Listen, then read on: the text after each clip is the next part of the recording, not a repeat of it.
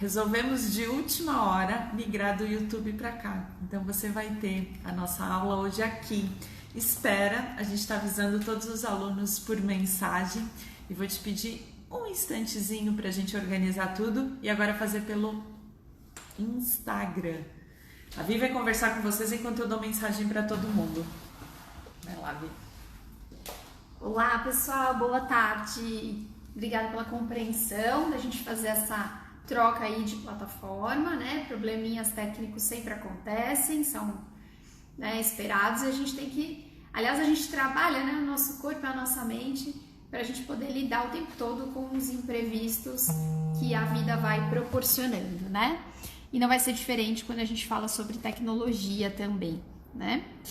Então, hoje, a gente tem um tema muito importante para tratar com vocês, que é a comunicação, né? A gente falou bastante aí nos últimos dias sobre estratégias para se trabalhar com o Reformer. Então, a gente começou falando sobre a base dos nossos pés para esse trabalho tão importante e a relação dos footworks com a reorganização do corpo.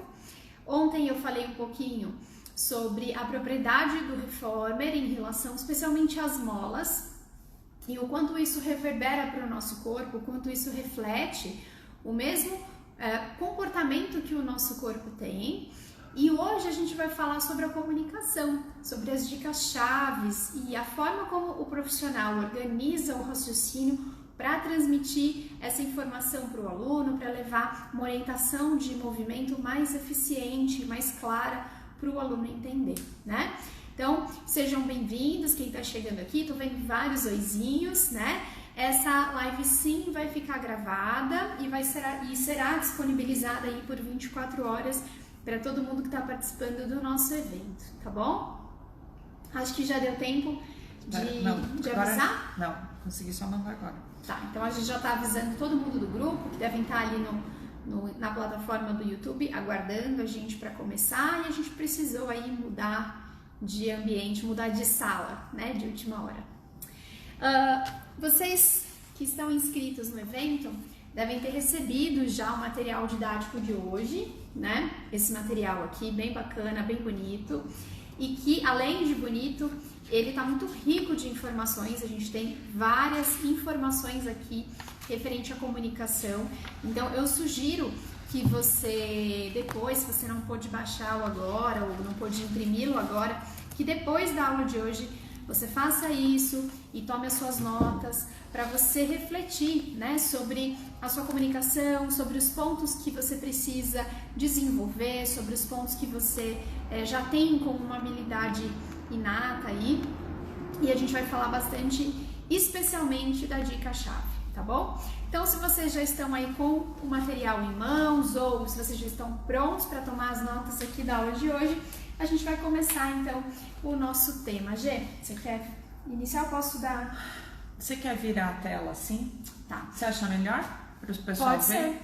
Pode ser. Eles veem nós dois e, apesar que para o pessoal é ruim para escrever, né? Mas tá eu vou bom. ler por aqui, ó, e eu posso escrever pra gente por aqui, assim. Tá. Então vamos lá. A gente vai falar um pouquinho. Eu acho que não sei se vai ficar interessante as pessoas. Conta pra gente, vocês acham melhor a gente assim ou assim? Já que agora assim, ó, vamos quebrar a gente tinha organizado tudo e daí luz acende, luz apaga. Tivemos que fazer essa mudança, né? Mas quem é professor sabe que isso faz parte da nossa rotina, né? Quantas vezes a gente não organiza uma aula e o aluno chega totalmente diferente do que a gente imaginou que ele chegaria. Então, ser resiliente, se adaptar muito bem, ter como qualidade a adaptabilidade é uma questão super importante. Eu acho, pensando bem, que vai ser melhor para você se a gente virar a tela ao contrário, né? Vai ser, né? Deixa eu ver aqui, a galera tá entrando. Melhor da outra forma. Tá então bom. Nós vamos virar. Então vamos de novo, ó. Prepara, segura aqui tudo para não derrubar os nossos eletrônicos. Aí. E daí a gente fica em dois planos, Vi.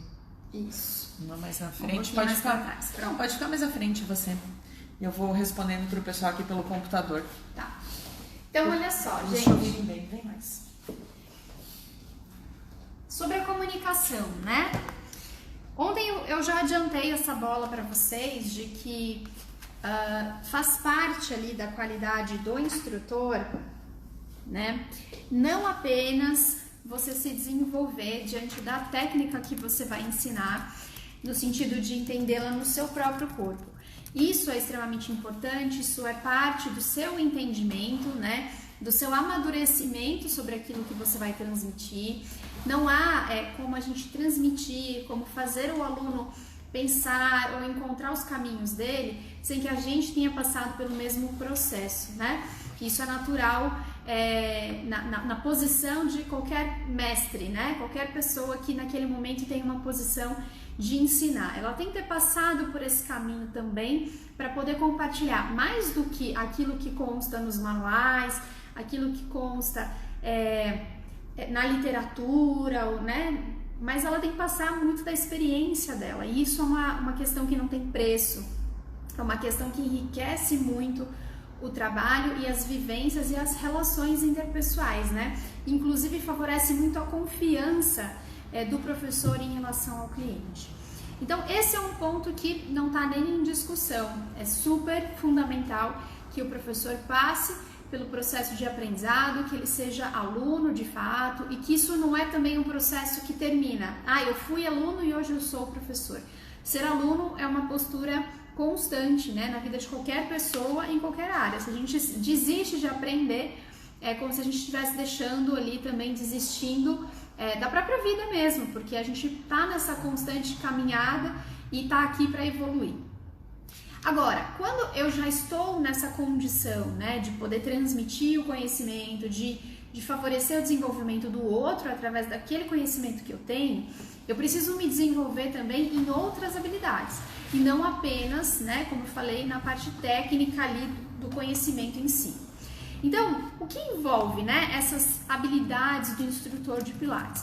Pensando na questão comportamental, é fundamental que esse profissional observe, né, o quanto ele tem de paciência para ensinar, porque cada indivíduo ele tem um ritmo, ele tem um processo, ele tem um canal de comunicação e entendimento diferente de outras pessoas, diferente do seu.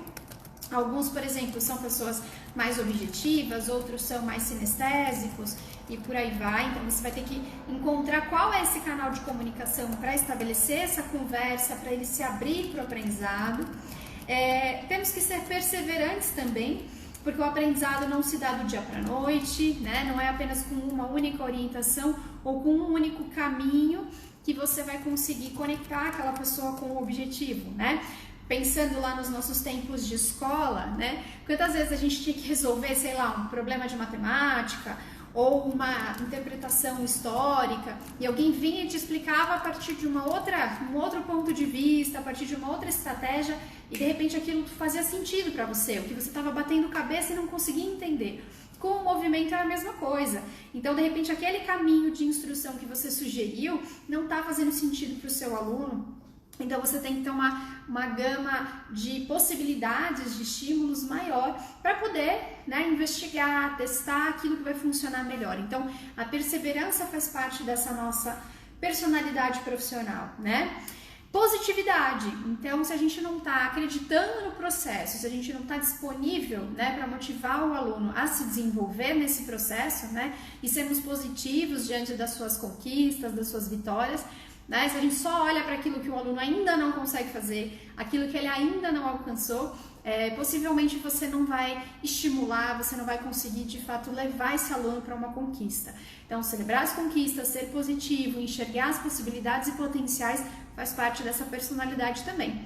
E o entusiasmo, né? Afinal de contas, as pessoas saem de casa, normalmente com uma certa preguiça, né? Elas estão ali naquele steady state, né? Naquele estado de equilíbrio físico, né? Então, estamos aqui, por exemplo, conversando agora, então o meu corpo tem um equilíbrio, ele está em repouso, e eu preciso sair dessa posição e começar a me mexer. Isso é para o nosso corpo um desequilíbrio, isso é para o nosso corpo um pequeno incômodo.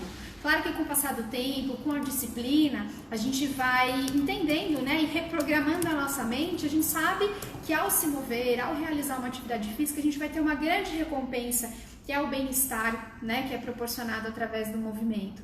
Então a gente vai com essa consciência, é isso que nos motiva. Mas não deixamos de tirar o nosso corpo dessa zona de conforto no momento em que eu preciso sair para fazer a minha atividade. Então, se eu não encontro ali um professor, um ambiente, né, que está entusiasmado, que está aberto para me receber, né, como que eu vou ter motivação para fazer isso? Se eu chego lá e o professor, hoje tá frio, né, todo agasalhado, de touca, de luva, todo indisponível para o movimento, como que eu, como aluna, vou me disponibilizar para o movimento com entusiasmo, né, com abertura para entender o meu corpo? Então, essas 4 características, eu diria que são fundamentais dentro do comportamento profissional de quem trabalha com movimento e de quem trabalha com o Pilates especificamente, tá?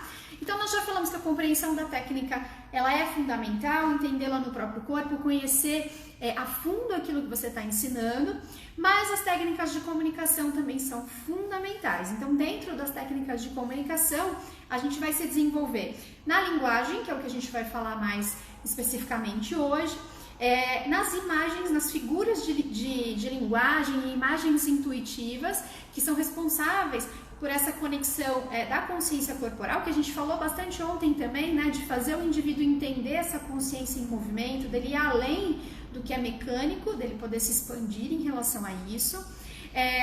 A parte do tato, né, do sensorial, onde eu toco para direcionar, como eu toco, né? Então a gente tem dentro do nosso curso a parte toda de didática, onde a gente fala sobre toques eficientes, sobre onde tocar e como tocar, né? Então não é qualquer tipo de toque que vai levar uma informação assertiva, né? Todo toque leva uma informação. Então, que informação as minhas mãos estão levando para o corpo do aluno? Como elas estão direcionando, né? E aí a parte de demonstração e a própria segurança na nossa comunicação não verbal, né? A forma como a gente se apresenta, como a gente fala, as palavras que a gente utiliza, vai transmitir uma mensagem para esse aluno em relação à confiança, à segurança que aquele profissional apresenta na hora da proposta ali do exercício, tá bom?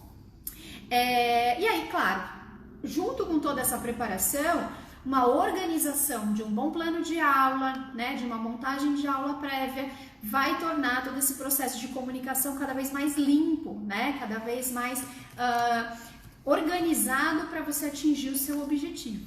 Então, como a Jaco mencionou agora no início, né, a gente teve todo esse contraponto novamente de luz e plataforma, e sai do YouTube, vem para cá, então imprevistos que ninguém estava contando, mas a partir do momento que você tem tudo programado, né? Você tem um esqueleto, você respira, você olha para o seu plano de trabalho, bom, eu vou fazer isso daqui, a minha possibilidade é essa, e é o mesmo cenário que vai acontecer com o nosso aluno.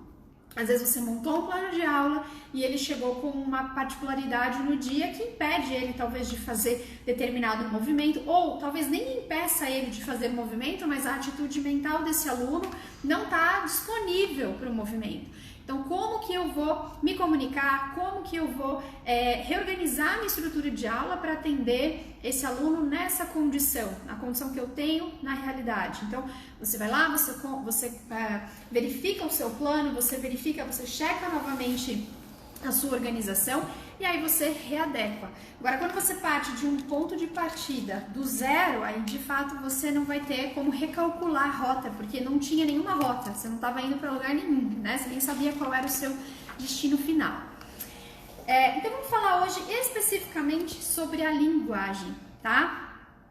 A técnica de linguagem, ela é parte essencial de qualquer aula. Desenvolver uma comunicação não violenta, inclusive a gente tem dentro do programa um treinamento, um workshop específico sobre comunicação não violenta com a professora Karina Subires, que é um trabalho incrível que ela faz e que estuda esse tema há muito tempo, para a gente entender como que as palavras, né, como elas chegam, né, na outra pessoa e como elas codificam essa informação. Então, eu sempre menciono, né, que o grande problema do mundo é a falta de clareza na comunicação, Porque às vezes, quantas vezes a gente não se depara com situações onde você disse algo, você disse A e a pessoa entendeu B, ou a sua intenção era A e a pessoa entendeu a sua intenção como B, e isso gera, né, uma sequência de conflitos, às vezes conflitos internos ou externos, né, interpessoais, ou às vezes só ali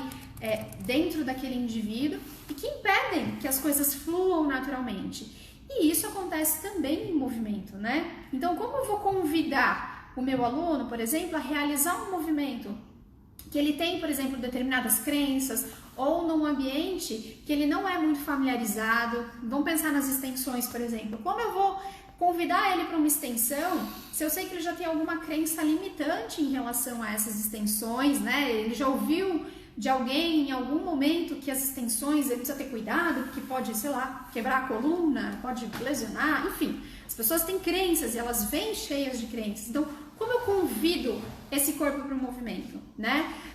Como eu vou sugerir que esse aluno tente transpor um desafio para ele? Como eu vou passar confiança na minha fala? Então, para isso é necessário que a gente planeje o vocabulário. Então, quais são as palavras, né, que são mais interessantes de serem utilizadas na hora de você instruir o outro em movimento? Vou dar um exemplo muito simples. Eu já praticamente aboli, eu falo assim, praticamente, não vou dizer 100%, acho que a G também, porque às vezes a nossa cabeça comete um ato falho, né, como agora, a nossa mente comete atos falhos, né? Mas eu procuro realmente abolir das minhas aulas de Pilates o termo contraia, contrair. Por quê? Eu já entendi, né, compreendendo a técnica, que o termo contrair, ele remete à força de uma forma muito intensa. Então, quando eu falo para o meu aluno, contraia o abdômen, considerando que a maioria das pessoas, né, não são experts em Pilates, estão vivenciando, né, estão ali explorando o próprio corpo, a tendência, né, pela minha experiência, é ver que as pessoas grudam aquele umbigo nas costas, que isso também é uma dica de imagem que não funciona tão bem. Elas grudam o umbigo nas costas, elas travam toda essa estrutura do centro do corpo, e aí ou o movimento fica muito robotizado, né, ou elas nem conseguem respirar para fazer o movimento. Então, eu aboli esse termo, esse verbo da minha aula, e quando eu quero pedir mais contração de centro, eu vou me referir como engaja mais esse abdômen, chama mais os abdominais, conecta mais o abdômen, perceba o abdômen em movimento. Então, eu planejei o meu vocabulário e treinei isso de uma forma consciente, porque eu usava muito o contrair, para que eu pudesse me comunicar de uma forma mais assertiva. Então, quando eu falo para a pessoa, conecta o abdômen, é uma relação totalmente diferente do que dizer contraia o abdômen. A parte de conexão vem muito do perceber, do sentir, né? De notar as direções com que esse abdômen se dispõe aqui no centro do meu corpo. Então, fica muito mais amplo e mais suave dentro da proposta que eu tenho para transmitir ali. Você concorda, Gê? Sim. Então, planejar o vocabulário é fundamental. Eu acho que isso vai ao encontro daquilo que a gente tem falado muito, e é um assunto bem novo, gente, da comunicação não violenta também, porque a gente teve e já agiu assim também, como um professor muito enérgico, militar, querendo deixar os alunos dentro de um certo molde, e hoje em dia o que a gente percebeu é que as pessoas precisam de um professor que ele é um cara que auxilia ele, sabe? Que ajude ele a ter energia e força para vir todas as aulas. Então, nesses últimos tempos, estudando muito comportamento humano, até o campo da psicologia, a educação somática, a gente mudou muito a nossa forma de atuar. E uma das coisas que fez mais diferença em toda essa modificação, daquela professora que a gente era há 10 anos atrás e como a gente atua agora, é essa gentileza. Mas é uma gentileza que ela não pode ser confundida com essa professora é mole, deixa cada um fazer o que quiser. Não tem absolutamente nada a ver com isso, bem pelo contrário, porque a estrutura da aula que a gente gosta de trabalhar aqui dentro da nossa escola, estimula que as pessoas trabalhem, ela tem picos de desafio. tem horas que você realmente vai ajudar esse cliente a apresentar o melhor dele, então ele vai sentir que valeu a pena, que ele evoluiu, e daí tem muita coisa por trás. Sabe aquela imagem que talvez você já tenha visto na internet de um iceberg, que você vê só a pontinha de cima, mas que embaixo tem um montão de coisa? O aluno não precisa saber que você, por exemplo, programou a aula, que nem a Vivi falou, que você programou inclusive as palavras, as figuras de imagem que você vai fazer. E a gente bate muito nessa tecla, porque da mesma forma que a gente recebe o dia todo pessoas que estão passando por problemas, que estão estressadas, que tiveram um dia difícil, muitas vezes nós professores estamos muito parecidos com essa pessoa. Quem nunca nesse último ano se sentiu deprimido, se sentiu com o humor alterado por ter visto tantas coisas que a gente não concorda, além do nosso ambiente de trabalho, ou talvez até no nosso ambiente de trabalho. Uma das revoltas nossa, por exemplo, foi de ter que ficar um tempão fechado e não poder atender. Então, como é que eu trabalho essa minha energia como profissional? Olhando para essa base do iceberg, para essa coisa que o aluno pouco sabe se você fez ou não fez, mas ele vai sentir lá no final, na entrega da sua aula, ele vai perceber. E a gente já teve até experiências de trabalhar com equipes que na mesma equipe tinham professores organizados que faziam tudo isso e um outro professor que achava que era tudo balela, que era tudo frescura. E, gente, a diferença, ela não vai depender daí do seu carisma. A Vivi é simpática, a G é antipática. Não tem nada a ver, nada. Vai depender da sua competência técnica. E no fundo, se você for olhar, o aluno paga pela parte técnica. Ele não paga para fazer pilates porque a Vivi tem um rostinho bonito, porque ela é legal. Ele paga porque ele quer resultado para ele. Então você nunca pode esquecer quem é que está no sol de toda essa galáxia aqui, que é o seu aluno, não é você. Você é uma ferramenta de trabalho, né? E quanto mais você melhorar essas ferramentas para que ele encontre mais resultados, inclusive, eu ouso dizer, e eu vou passar a pergunta para a Vivi, eu acho que a gente trabalha com muito mais tranquilidade emocional, tranquilidade mental, se eu tenho essas ferramentas muito bem claras na minha mente, assim, eu não dependo da minha criatividade, do meu bom humor, porque eu vou chegar e vou fazer a minha aula da maneira que tem que ser feita, porque na verdade o aluno está pagando por isso, e não porque a pessoa lá é legal, porque o ambiente é bonito. Eu sei que tudo interfere, né? Então treinar num lugar que tá todo limpinho, arrumadinho, legal como aqui, é maravilhoso, enche os olhos. Mas isso não segura aluno, gente. Não adianta ter um estúdio legal e ter um professor que não te ajuda e não entrega resultado. Então pensem nisso. Sim. Você concorda comigo, Vi? Eu concordo, Gê. E quando você fala, Gê, sobre que o aluno está ali buscando, né, esse resultado técnico, não é só na parte do Pilates em si, é justamente sobre o que nós estamos falando agora. Você ser preparado tecnicamente para atender as pessoas dentro desse ambiente de Pilates, é você ser preparado para se relacionar com pessoas, e entender como essas pessoas vão receber o movimento no corpo delas, o que acontece, por exemplo, com as emoções e a cabecinha da pessoa quando ela desiste de um exercício no meio da aula, né? Isso já aconteceu comigo, com a G, com várias pessoas da equipe, de um aluno que de repente, no meio da aula, solta a mola, desiste, levanta, bufa. O que está acontecendo? O que o movimento levou, né, de informação para aquele corpo para ter aquele tipo de manifestação? A gente não vai virar psicólogo, mas eu preciso ter minimamente uma compreensão do que o meu trabalho faz de estímulo na vida da pessoa. A gente fala do Pilates humanizado, né? Entender que eu não estou ali só para ensinar o exercício, que eu estou transformando a hora daquela pessoa e talvez o dia dela, talvez a forma como ela vai se sentir ao longo da semana, ao longo do dia. Eu posso levar para ela encorajamento, eu posso levar para ela confiança, eu posso deixar ela mais tranquila para uma reunião de trabalho, para uma decisão difícil na vida dela, através do movimento. Então, estar preparado para isso, né? E aí as ferramentas de comunicação são importantes, né? Porque às vezes é a sua comunicação, foi a frase que você escolheu, aquela forma que você escolheu de desafiar o aluno, que para ele ele entrou no ouvido dele como, né, uma flecha e não como algo que motiva, né? Então assim, vamos ver se você consegue. Para alguns isso pode funcionar, tipo, opa, já me desafiou, agora eu vou. Agora que ela falou, eu vou. Para outros vai falar, quem é você? Eu não vim aqui para cumprir o seu objetivo, o seu desafio. Eu quero fazer aquilo que o meu corpo pode fazer. Então, para uns pode funcionar, para outros não pode funcionar. Então, a sua percepção, né, de qual caminho de comunicação estabelecer com cada aluno também é importante e você precisa se preparar para isso, né?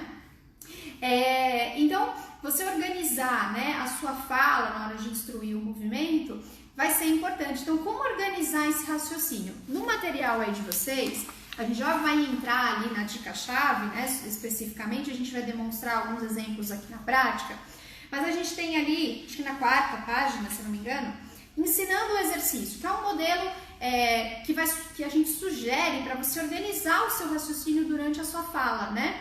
Então, por exemplo, inicialmente é importante que você denome os exercícios e o objetivo, que você compreenda qual é o objetivo que você procura oferecer para aquele aluno no momento. Isso não quer dizer que a toda hora você vai ficar, agora é o mermaid, vamos alongar a linha lateral do corpo. Não, você não precisa o tempo todo falar dessa maneira, mas você colocar o aluno num ambiente onde ele perceba que existem nomes dos exercícios, que durante a sua instrução seja comunicado o objetivo, torna a compreensão do que ele está fazendo mais clara.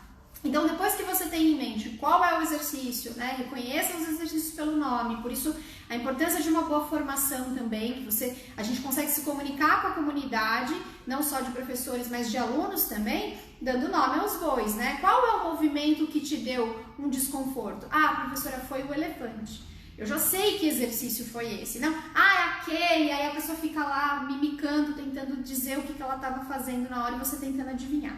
Então, conhecer o método também é conhecer o nome dos exercícios, né?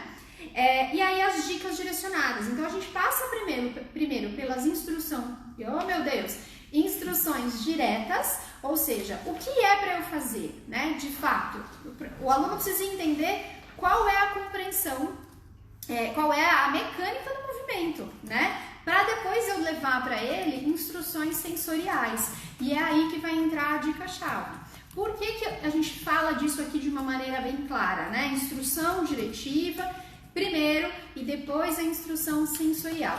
Porque o Pilates, ele estimula todo esse sentir, né? Então a gente tem várias dicas aí de imagens. Perceba a sua cabeça como se fosse um balão tracionando ali o eixo da sua coluna, né? Pensa cabeça de tartaruga saindo fora do casco, ombros como um elevador. Tem várias dicas aí que são muito utilizadas pela nossa comunidade. Mas se eu tô orientando pela primeira vez um movimento, como que eu posso já instruir o que a pessoa deve sentir? E aí eu faço uma aspas também, porque o deve sentir, né, não é uma obrigação, né? A dica sensorial é para ajudar a pessoa a ir pelo caminho da consciência, mas não que isso vai estabelecer o que ela tem que sentir, porque o que ela sente e ponto, não tem certo ou errado. Mas eu não posso antecipar todas essas orientações sobre a sensação, sobre as figuras de imagem, tipo, eu vou associar, né, a tal coisa, sem antes eu entender o que eu preciso fazer. Então, uma comunicação direta é fundamental. Então, vamos agora flexionar o tronco à frente. Vivi, esse termo é muito rebuscado, muito complexo. Ok, usa uma linguagem ainda mais simples. Dobre a coluna para frente, dobre a coluna para trás. Use a comunicação, estabeleça uma linguagem que seja de fácil acesso para o seu cliente. Né? Às vezes você tem o hábito de estudar muitos movimentos, você tem ali toda a cinesiologia de cabeça, né? Elevação, flexão anterior de ombro, abdução, adução. O seu aluno não entende esse vocabulário. Então, procure se conectar, né, da forma que ele vai te compreender. Então, diga o que é para fazer e logo em seguida você entra com a dica-chave. O que é a dica-chave? Dentro do Pilates, nós temos todos os princípios, né? A respiração, a concentração, a centralização, o controle, a precisão e a fluidez. Dentro de controle, centralização e precisão, a gente abre um leque bem grande ali de organização de movimento. Então, a gente tem descarga de peso, organização de cintura escapular, organização de pelve, e aí vão entrando outros conceitos, né? Coluna neutra, cabeça com a coluna, crânio cervical, imprint, neutra, tem uma série de conceitos ali, de direcionamentos que nos ajudam a posicionar bem o aluno, né? E ajudam ele a entender melhor a organização do corpo. Antes de eu passar todas essas informações que podem ser passadas em um movimento, eu preciso reconhecer qual delas é a mais fundamental, é aquela que vai virar aquele clique na cabeça do aluno e ele vai compreender qual é o sentido do movimento, qual é o objetivo do exercício. Então, por exemplo, vamos dar um exemplo aqui de um movimento do Mat Pilates, tá? Do Spine Stretch, que é o alongamento de coluna para frente. Quer mostrar, Gê? Então, aqui, ó, já tá mostrando, faz de ladinho, isso, vem um pouquinho mais pra frente, eu posso sair. Então, ó, a gente vai fazer esse movimento de arredondar a coluna para frente e retornar. Parece um movimento simples, mas ele não é. Por quê? O que a gente quer é todo um engajamento desse powerhouse, né, de dentro para cima. A gente quer que ela abra as vértebras da coluna dela e depois de abrir esse espaço, que ela mova para frente, mas ao mesmo tempo criando uma tração oposta para trás. Então eu tenho uma sensação como se eu quisesse empurrar, como se ela quisesse empurrar a minha mão aqui por trás ao mesmo tempo que ela avança para frente. Isso cria espaço articular. Obrigada, gente. Então, eu tenho tantas coisas para falar para o meu aluno nesse movimento. Posso falar do ombro, eu posso falar da cabeça, eu posso falar da posição dos pés, dos isquios, mas o que é mais fundamental durante as primeiras execuções do movimento que ele entenda. E isso é a minha dica-chave. Então, nesse exercício especificamente, uma orientação como: G, eu quero que você mova a sua coluna para frente pensando em ir por cima e para cima para cima e para frente. Então ela vai entender que o movimento tem que abrir espaço na articulação para depois entrar com a flexão da coluna. Então ela já entendeu que o objetivo não é levar o dedo na direção do pé, não é chegar o mais longe possível. Ela já entendeu que a gente precisa de espaço. Então isso faz com que o aluno esteja dentro de um ambiente de compreensão, né, menos nebuloso. Então ele já entendeu mais ou menos para onde ele precisa ir, qual caminho ele precisa buscar. Ao longo das repetições, aí ótimo, a gente vai refinando. Então, dá para eu falar do ombro, de repente ela foi, mas os ombros estão aqui na orelha. Então a gente vai achar uma outra forma de organizar isso. Os pés estão caídos lá como alface, como é que eu vou reajustar isso? E aí você vai dando informações de ajuste corporal, de refinamento corporal, que são secundárias, que obviamente fazem com que o movimento saia mais limpo, que o movimento saia melhor, mas que num primeiro momento eu vou priorizar aquilo que é chave, aquilo que vai transformar o meu movimento se não acontecer, vai mudar o objetivo do exercício, que nesse caso é o alongamento das costas, da coluna, e não das pernas, não do alongamento de pernas lá embaixo. Então, reconhecer isso e identificar algumas estratégias de dica-chave vai te ajudar a pôr rapidamente os alunos em movimento, especialmente se você trabalha com Pilates em grupo, onde você vai ter que se comunicar com as pessoas, né, num grupo ali de 4, 5, às vezes 10, 12, de uma forma rápida, eficiente, colocando todo mundo na direção que você quer oferecer para o movimento, tá? E se você ouvir a Vivi arregalou o olho e falou assim, como assim 10, 12 pessoas, Pilates ele precisa ser individualizado, a gente já tem uma conversa assim, porque ele pode ser individualizado e é muito importante que você aprenda a calcular o preço do seu trabalho, da sua hora, se ele é entregue de uma forma privada e super especializada. Mas por que não olhar para a possibilidade de um Pilates que pode ser aplicado também para duplas, trios, quartetos, 5, 6, 7, 8. A gente já teve experiências e eu ousaria até falar que foram umas das aulas mais divertidas que eu já fiz na vida, com uma sala com 12 reformers. Não sei se você se recorda também, Vi, de aulas super legais que você já fez e que tinha um monte de gente fazendo ao mesmo tempo. Então, a gente defende sim, só que a gente acha que você tem que vender de formas diferentes, se você vende a aula individualizada ou em dupla, ou em grupo. A proposta ela é diferente, a programação da aula é diferente e o valor também, tá?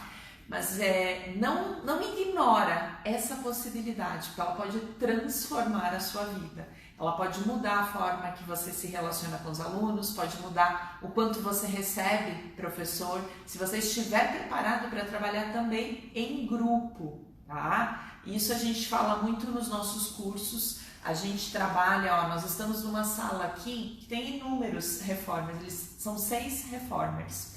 A gente não está atuando nesse momento devido à pandemia e à fase que a cidade de São Paulo está.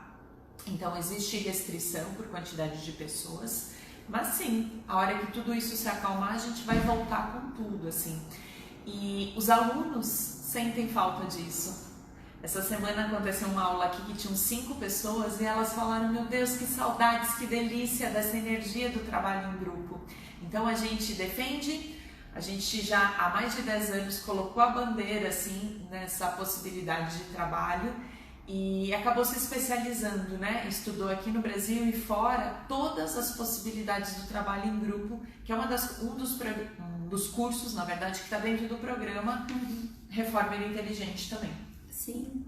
E lembrando que o trabalho de grupos, né, ele tem como característica, vamos dizer mais principal, a questão de você trabalhar as pessoas nas mesmas máquinas, né? Então todo mundo no Reformer ou todo mundo na Chair. E isso não necessariamente requer um mega investimento financeiro. Isso a gente trabalha muito com os nossos alunos de formação que às vezes se interessam por esse tipo de trabalho. Porque existem muitas formas de você se planejar para fazer um trabalho em grupo com um investimento muito menor. Você pode, às vezes você vai abrir o seu espaço, você não precisa ter chairs, ter reformers, ter Cadillacs, de repente você opta por ter apenas reformers, mas você compra 3 reformers, ou você vai começar com solo e cadeiras. Então existem várias formas de fazer isso, para tornar viável essa metodologia de trabalho, que dá para nós professores uma condição de entregar muito mais para os nossos alunos, né? Aulas planejadas, uma postura profissional mais adequada, né? Pelo que os clientes merecem mesmo de nós. Então eles, como a gente falou, eles estão comprando a nossa hora e a nossa dedicação completa ali ao desenvolvimento deles em movimento. Então possibilita que a gente faça isso com uma entrega ainda muito melhor. E aí a gente nem quer mais voltar para essas experiências anteriores, que a gente acaba até se sentindo mais, entregando menos, né? Muitas vezes pelas variáveis que existem na possibilidade de você revezar máquinas ou, enfim, dar aulas diferentes. Chegou um comentário, passou aqui um comentário da Fabi e da Carol, que era justamente nisso. E sim, gurias, a gente organiza aqui na TC Pilates as salas com máquinas iguais. Então, por isso que eu falei, aqui eu tenho 6 Reformers Torre, na outra sala aqui do lado eu tenho 6 chairs.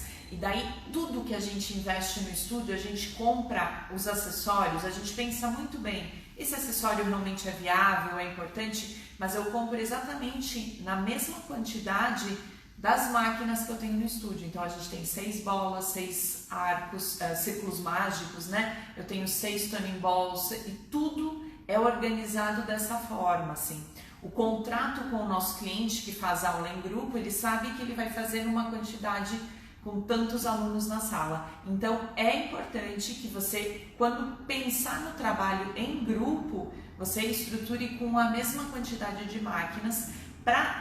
Sabe o que eu acho, Vi, que é o mais legal, assim, é porque o conceito fluidez da aula, ele não se perde em nenhum momento para o professor. Então a Carol, acho que foi que escreveu aqui, ou a Fabi, não me recordo que eu li o comentário, falou assim, a gente vai fazendo ajustes, e é bem isso mesmo, você vai cantando a bola, a Vivi falou no início da aula, né? Você fala o nome do exercício e os alunos já sabem, então ele se posiciona, você fala, nós vamos iniciar agora os footworks, apoia o calcanhar, e daí o grupo todo apoia, e você fica como um maestro de uma orquestra, olhando, harmonizando tudo isso, passando adaptações, porque sim, não é porque é um monte de gente na sala, né, 4 alunos, 5 ou 6, que você vai deixar o negócio acontecer e você vai sentar, não, bem pelo contrário, né, professor bem posicionado, até isso é uma das questões que a gente trabalha muito no curso, né, aonde você precisa ficar para todo mundo te ouvir bem e você conseguir fazer essa orquestra, fazer uma bela harmonia assim no trabalho em grupo. E eu sou apaixonada pelo trabalho em grupo porque eu percebi que quando existe uma organização da aula, e isso faz parte do clima, da harmonia do local, normalmente a gente puxa para cima e não para baixo. O que eu quero dizer com isso? Assim, mesmo os alunos que são mais preguiçosos, eles vêm junto com o grupo e a aula flui mais. Então a aula passa mais rápida, os alunos fazem mais exercícios, é mais agradável o ambiente do que aquele professor que fica migrando de uma máquina para outra e passando uma explicação. Para o professor, sem sombra de dúvidas, é muito menos estressante, mentalmente falando, tá? Porque você está conduzindo um exercício e fazendo as devidas adaptações. Esse é um conteúdo que está dentro do programa Reformer Inteligente. A gente vai fazer pela primeira vez agora com muito mais conteúdo. Na formação a gente falava, mas agora nesse programa que vai começar a partir de semana que vem, que a gente abre as inscrições amanhã. Hoje para quem está inscrito no evento, amanhã a gente abre para todo mundo. A gente fala com muito mais tempo, com muito mais aulas, com uma apostila muito mais recheada sobre como fazer isso. A gente precisou ir para fora, a gente foi estudar, viajou, gastou uma grana e daí trouxe isso para o Brasil. E agora a gente vai proporcionar para vocês. Eu vou deixar você continuar porque eu já tô querendo contar tudo do Reformer Inteligente para vocês. E eu vou ler os comentários aqui. E uma coisa legal também, a gente já trabalha nesse formato há uns 8 anos e a gente passou por todo o processo de entender como que o público aqui no Brasil, o nosso perfil de aluno, de cliente, que chega com dor, que já ouviu que o Pilates é uma coisa extremamente personalizada. Então a gente já entendeu como fazer esse tipo de transição, como você vender esse trabalho, e a gente fez isso quando ninguém acreditava, inclusive até a própria comunidade às vezes batia na gente, né? Ai, que absurdo, para defender o seu trabalho criticava o do outro, e a gente foi firme, né? Porque a nossa comunidade de clientes super se abriu para essa proposta e a gente não tinha dúvidas, na verdade, do que a gente queria fazer e como a gente queria proporcionar o Pilates para os nossos clientes, que sempre foi o nosso objetivo. A gente sempre pensou muito neles e como a gente poderia entregar tudo aquilo que a gente sabia, né, com uma qualidade de aula bacana. Voltando ao nosso assunto de comunicação, eu sei que esse tema também interessa muito a vocês, a metodologia, a distribuição de máquinas, como estruturar as aulas, mas isso é tema para se aprofundar e isso está na formação. Então a gente vai voltar para o tema das dicas dicas chaves do movimento, e aí lá no material de vocês eu deixei ali 4 possibilidades de movimento para a gente pensar juntos qual seria a dica-chave desse movimento que me ajudaria, por exemplo, numa aula de grupo, a dar o comando mais assertivo para os meus clientes, né? Então a gente vai falar um pouquinho sobre a Mermaid, que é um movimento bastante comum, né, mais conhecido dentro do ambiente Pilates, mas que requer bastante organização do aluno, bastante instrução do professor, para o aluno se encontrar aí nesse plano de movimento frontal, que é desafiador ali para a organização corporal, tá? Então vamos lá. Eu vou sentar aqui na posição da Mermaid, acho que a gente vai me ajudar aqui com a centralização. Como a gente está, então, com a parte da tecnologia aqui limitada, então eu vou mostrar e vou fazendo para vocês. A gente vai ajudando, respondendo vocês aí no chat e me enquadrando também aqui para vocês. Então, olha só, aqui eu estou na postura do movimento Mermaid, então ele já requer uma organização e mobilidade de membros inferiores que pode ser desafiadora para algumas pessoas. Lembrando que nesta posição a gente não vai exigir que os 2 isquios estejam apoiados, vai abrir o caminho, viu, Gê? Vai deixar mais longe mesmo. Tá. Que eles estejam apoiados, porque naturalmente esse movimento de rotação interna ele impede, né, essa descarga de peso. Então, para isso, o que eu vou observar? Se o meu aluno tem uma boa conexão e sustentação aqui de tronco num posicionamento mais neutro. Então, a minha mobilidade aqui, ó, do quadril, do fêmur dentro do quadril, me permite buscar um controle da minha coluna na posição. Então, perfeito. Agora, se o aluno está nessa posição e ele não consegue se organizar, ele está aqui caidinho, fechou o espaço da cintura, está com a coluna em flexão lateral, você vai precisar fazer ajustes, né, colocando um assento um pouco mais elevado, enfim, tem várias possibilidades aí de organização. Mas o movimento, basicamente, é o movimento de flexão lateral da coluna, onde eu quero que meu aluno preserve o espaço articular. Não me importa nesse movimento o quão longe ele consegue ir ou o quão longe ele abre o carrinho, né? Essa é uma cena bastante comum da gente verificar no movimento. As pessoas entendem que quanto mais elas empurram, né, melhor para que o movimento saia mais comprido, mais alongado. Isso é um equívoco. Para isso eu preciso dar a dica-chave correta. Então, o movimento da mermaid, ele é um movimento que pede um movimento para cima, e de tão para cima que eu vou, eu começo a minha flexão lateral sem perder o movimento para cima. Então, eu continuo indo para o teto e aí eu venho para a minha flexão lateral. Então, eu vou permanecer com o meu espaço articular aqui embaixo, eu vou permanecer sobre o meu eixo da coluna e eu vou conseguir trabalhar oblíquos de uma forma ativa, dinâmica, né, sustentando e organizando o movimento. E aí, depois dessa dica verbal, que é uma dica diretiva, dica-chave, provavelmente eu vou ter que entrar com outras organizações, por exemplo, em relação aos ombros, que as pessoas eventualmente se equivocam aqui. Então, a gente pede para os alunos deslizarem os ombros para baixo, ou deslizarem as escápulas pelas costas, né? Então, tem várias outras dicas que são importantes, mas que num primeiro momento eu vou deixar ele sentir, eu vou deixar ele encontrar, descobrir o corpo dele em movimento, mas o principal é que ele entenda que o movimento é para cima e por cima do ser, e não o quão longe ele vai. Porque se ele está pensando nisso daqui, ó, não adianta eu falar de ombro, não adianta eu falar de isquios, porque eu estou falando daquilo que é mais secundário para o movimento, né? Para a compreensão do objetivo do exercício. Então, a dica-chave vai atuar primeiro nessa organização. Tá claro isso para vocês? Lembrando que a dica-chave ela não é uma verdade absoluta, tá? Você pode, de repente, ter duas formas, ou até três, pensando que como é algo que é chave, né, uma coisa que é mais rápida, não dá pra gente ter uma infinidade de opções, tem que ser uma coisa mais rápida e assertiva. Então, normalmente você vai ter ali duas opções para ajudar o seu aluno a encontrar o objetivo principal. Então, a dica-chave está sempre relacionada ao objetivo principal do seu exercício, tá? A gente tem ali depois o movimento do scooter, tá? Mas eu vou pular esse, eu já volto nele. Eu vou fazer o movimento da shoulder bridge, que é o movimento da ponte sobre os ombros, né? Adaptada aqui. Eu vou fazer um movimento completo e depois eu faço para vocês o movimento adaptado, tá?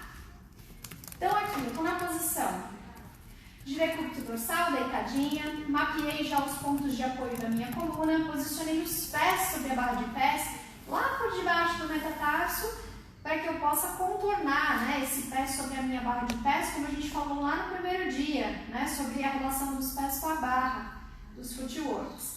Então, o movimento da shoulder bridge, basicamente, ele requer a mobilização da coluna em flexão, até que a gente possa se apoiar ali sobre os ombros, né? A ponte sobre os ombros, que na realidade a gente está apoiado na borda ali da nossa escápula, tá? Quando eu vou para shoulder bridge, eu tenho uma dissociação, ou seja, eu retiro uma das minhas pernas do apoio, né? A gente vai fazer isso com a perna estendida, e então a gente faz um movimento de abertura do quadril, de flexão na sequência. Esse movimento ele requer o quê? Uma estabilidade dessa pelve, né? Então, o que eu preciso entregar de informação para o aluno é o que importa mais no movimento. Ou seja, importa mais para mim o quão alto chuta essa perna, ou o quão baixo chuta essa perna, ou a estabilidade desse quadril em movimento. Se ele fizer um movimento mais curtinho, mas com estabilidade, ele está atingindo o objetivo do movimento. Então, eu vou procurar uma orientação que traga ele para esse conceito de estabilidade. Então, para isso, durante o movimento, uma dica-chave importante é que ele enraize essa perna que vai ficar na barra. Então, o pé empurra essa barra com mais consciência, com enraizamento sobre ela. Dá para perceber? Quanto mais eu empurro, mais eu crio espaço na articulação do quadril, mais o meu glúteo se conecta, mas o centro me abraça e aí sim eu posso dissociar, tá? Então, a minha dica-chave está na perna que ficou e não na perna que está mobilizando lá em cima, tá? Isso vai me ajudar a criar espaços naturalmente, porque eu estou tracionando, eu estou abrindo espaços, tá? Então, esse aqui é mais um exemplo de dica-chave que vai funcionar para o seu aluno encontrar o principal objetivo. Agora, se eu só falo para ele assim, deixa os pés na barra, chuta essa perna para cima e para frente e estabiliza o quadril. Ele vai entender que estabilizar o quadril é quase que opcional. Então, e não como o movimento em si, aquilo que eu realmente quero buscar. Então, fica atento nisso. A dica-chave, ela conecta o seu aluno diretamente no objetivo do exercício, tá? Vou mostrar para vocês agora o elefante, que eu mencionei aqui também durante a nossa aula, tá? Acho que dá para vocês me verem aqui. Então, o elefante é um exercício que vai promover toda Você quer ajuda? Não. Toda uma abertura, né, de linha posterior. Espero só que vocês estejam me ouvindo, porque eu tô com a cabeça baixa e tô sem o microfone. Só vou juntar aqui a roupa ao corpo para que vocês possam visualizar o que está acontecendo com esse centro, tá? Então, eu tenho uma conexão aqui, ó, de toda a minha linha posterior, então eu tenho essa linha aberta. A minha descarga de peso, ela está lá nos meus calcanhares, os meus dedos são como franjas de tapete, tá? Cabeça relaxada, a postura do gato. Então, eu vou pelo calcanhar abrir esse caminho, transferindo o peso até o metatarso, até os dedos se conectarem. E eu volto aprofundando esse centro, abrindo mais a perna das costas, guardando o meu rabinho entre as pernas. Isso é um movimento dinâmico, ele é rápido e ele ativa e desafia o meu centro.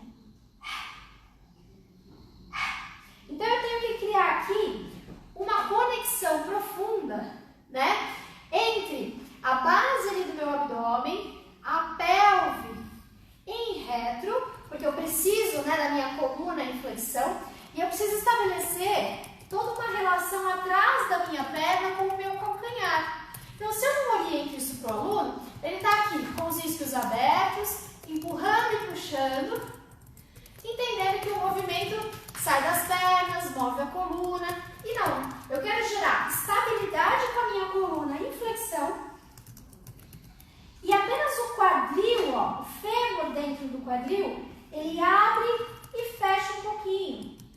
Abre e fecha. Então, uma dica-chave para esse movimento seria: mantenha o rabinho entre as pernas, mantenha o sacro encaixado, na abertura e no fechamento do carrinho.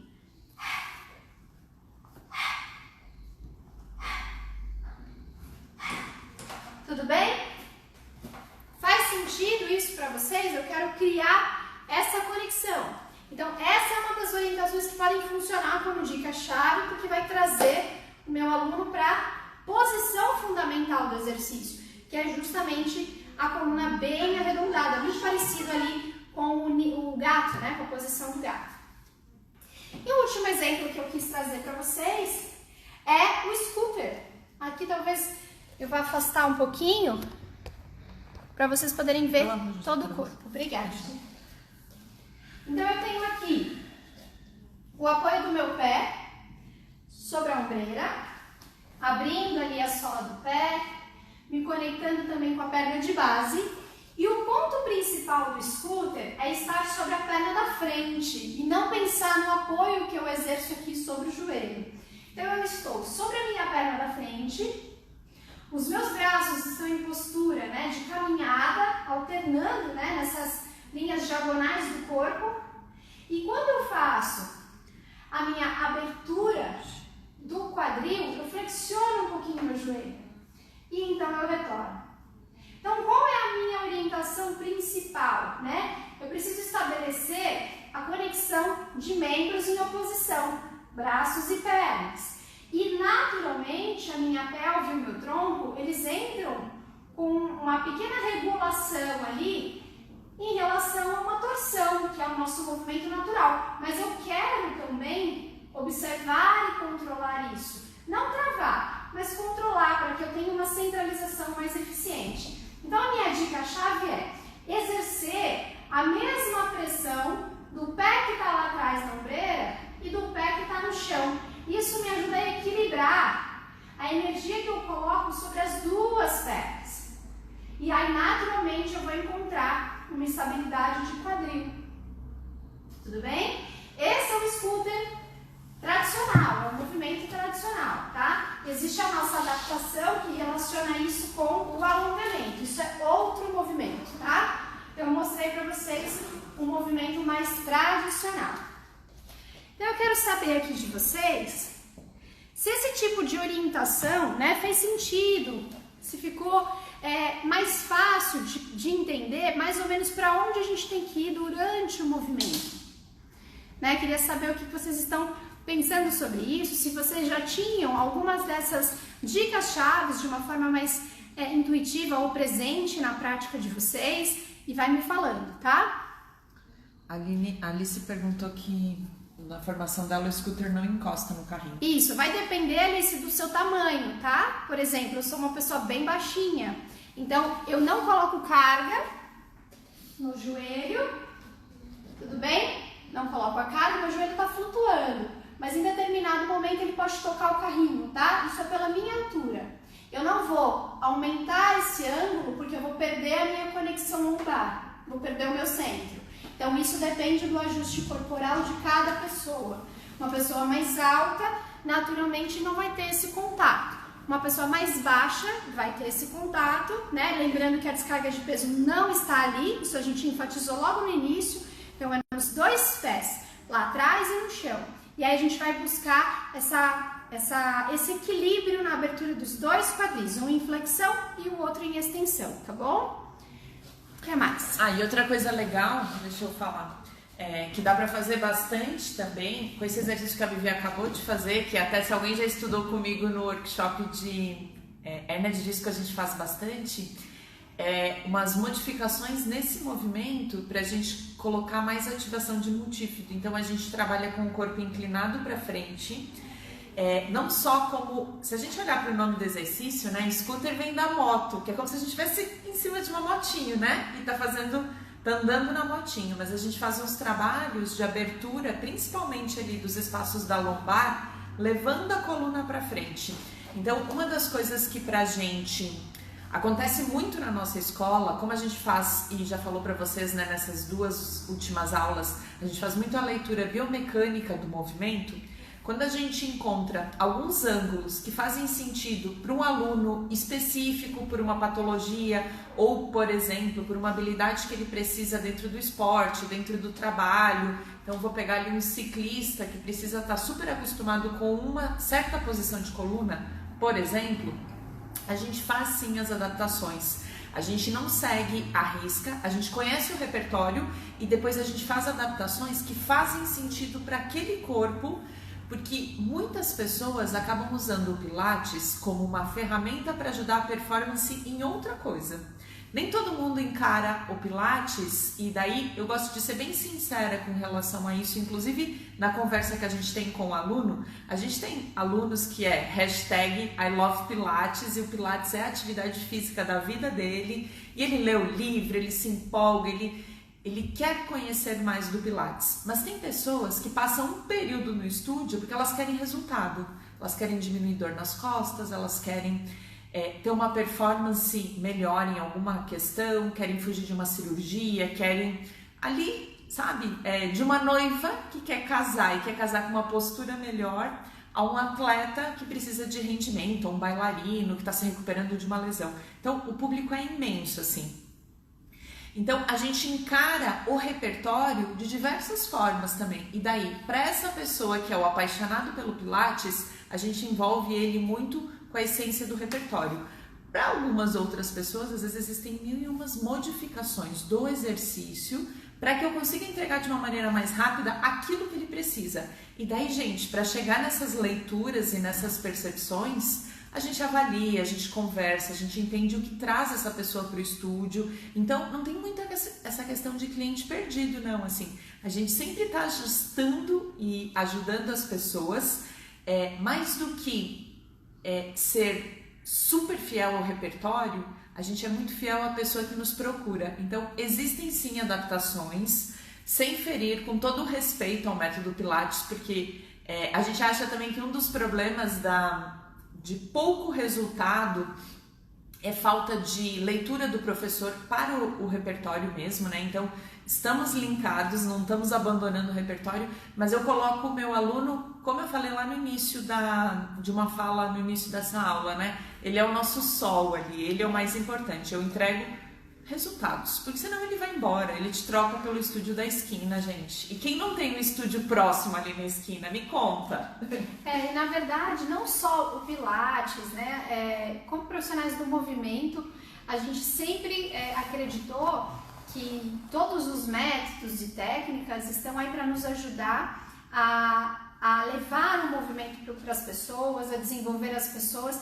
Então, são os métodos e técnicas que se adequam a diferentes corpos, a diferentes pessoas. E não as pessoas que precisam seguir um método ou uma técnica à risca, sendo que o objetivo delas não é ser um atleta, não é ter um reconhecimento público por aquilo, não é ganhar uma medalha, e sim qualidade de vida. Então, quando a gente trabalha com esse tipo de público, a gente vai sempre usar os recursos necessários, né? Avaliar também a necessidade de recursos, porque não é modificar tudo sem necessidade, é verificar a necessidade daquilo para realmente promover um movimento que seja gostoso, que seja favorável, que a pessoa perceba que ela está se desenvolvendo, se superando, mas sem ir escolhendo um caminho mais adequado para ela. Essa questão que a gente prioriza. Então, quando a gente vai estudar os movimentos ali no programa do Reformer ou em qualquer programa de formação, a gente vai entender o movimento, ele é esse aqui, ok? Esse aqui é o objetivo, essa é a forma do movimento concebido. E agora? Vamos pensar em diversas situações, vamos pensar no processo didático, como que a gente pode construir isso de uma forma mais amigável para cada tipo de corpo. Então, a gente faz esse tipo de imersão também em cada movimento, né? Em cada exercício do repertório. Tá bom? Só para fechar esse assunto, porque eu vi que chegaram mais perguntas, põe mão na barra, não põe coluna neutra. A gente sim faz as regressões, então posicionar a mão na barra seria uma, outra seria a gente sobre coluna neutra ou não.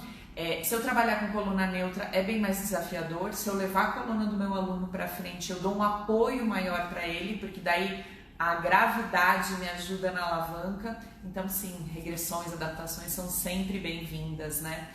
E uma coisa que, aproveitando esse papo que a Vivi levantou, gente, aprendam, desenvolvam a comunicação de vocês, que é o tema da aula de hoje, para ser gentil, inclusive quando você passa as adaptações. Adaptar um exercício não é a pessoa perder efeitos do movimento. Às vezes é o que aquele corpo precisa naquele dia.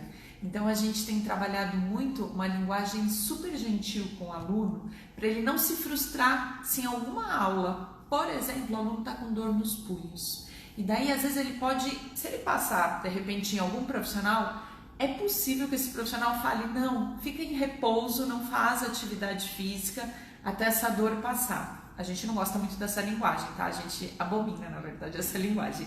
Por quê? Porque a gente quer que ele venha para a aula e se não der para ele fazer os movimentos que precisam ser feitos com a descarga de peso na mão, ele apoia o cotovelo e tá tudo bem, mas ele fez o treino, ele mexeu o restante do outro corpo. Isso é uma questão que a gente percebeu que a gente precisava evoluir, e eu tô falando aqui como time, tá? Aqui tem inúmeras professoras, acho que nesse momento nós somos em 12 aqui dentro da TC Pilates.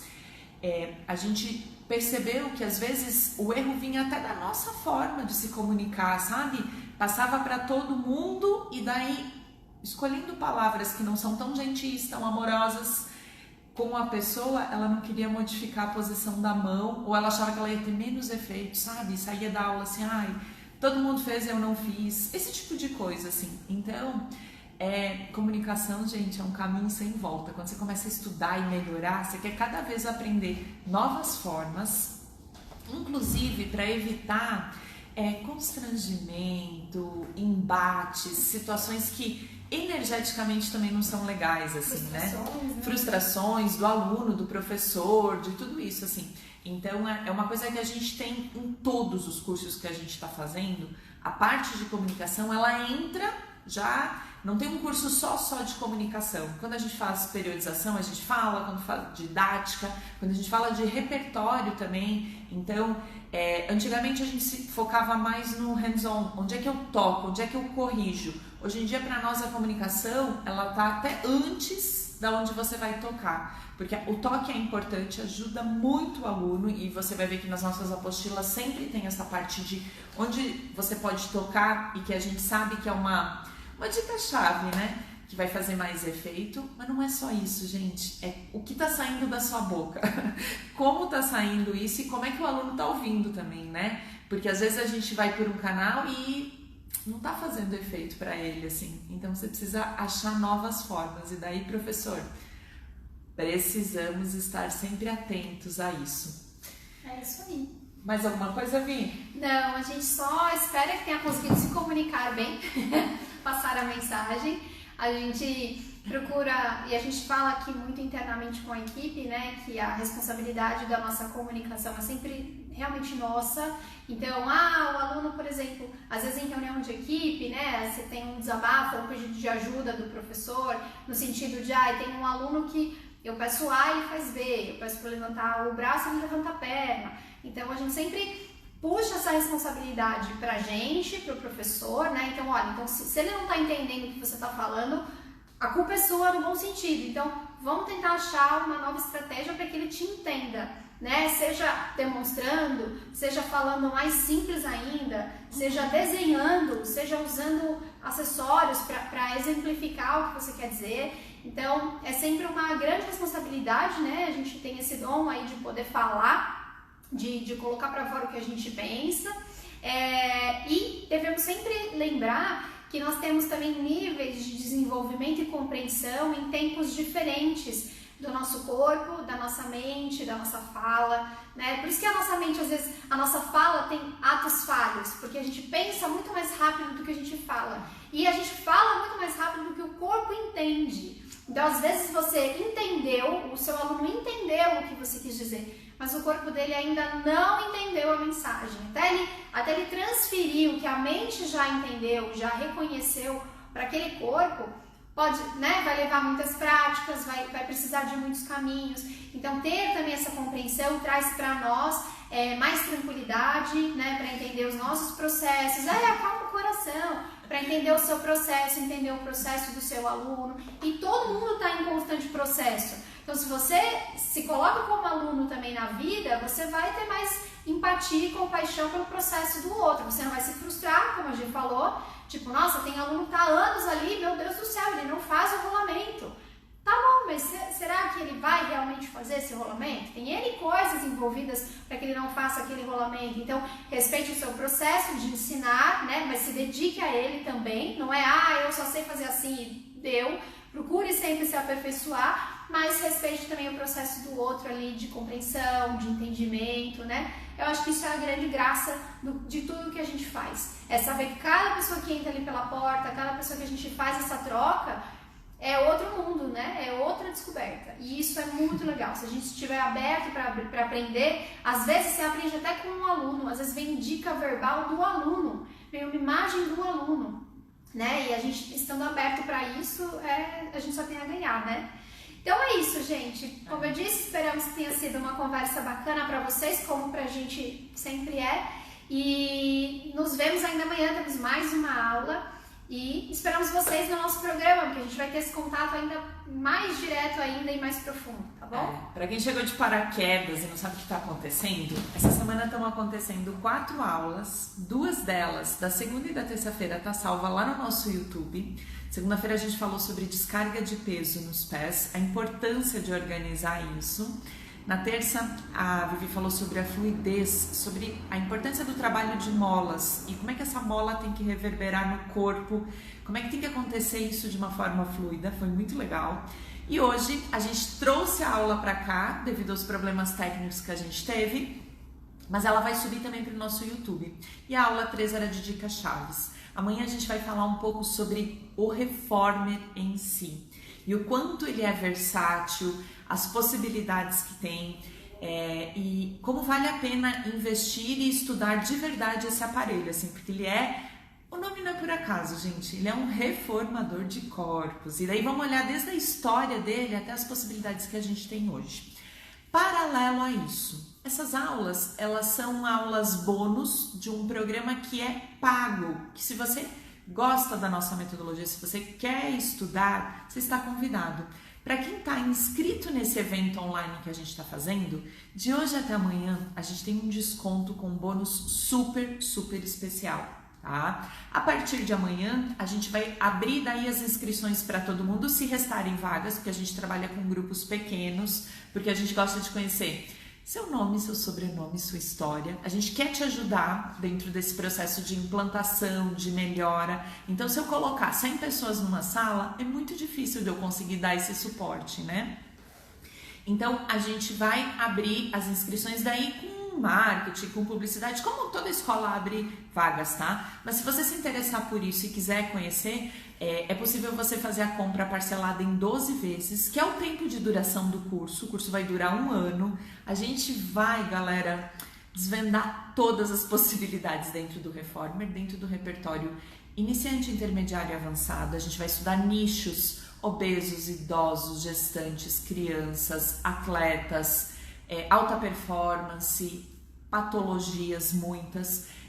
Eu vivi e Manu, que é uma fisioterapeuta maravilhosa, super estudiosa, assim, especialista em fáscia, vai trazer também esse conceito, porque são aulas que vão estar dentro do programa, além do trabalho de prancha de saltos, Reformer em grupo, que hoje a gente já falou um pouquinho sobre isso na aula, né? Tem um curso, dentro desse curso tem plataforma de saltos também, tem periodização, Reformer Torre, que é super contemporâneo, né? O Reformer didática.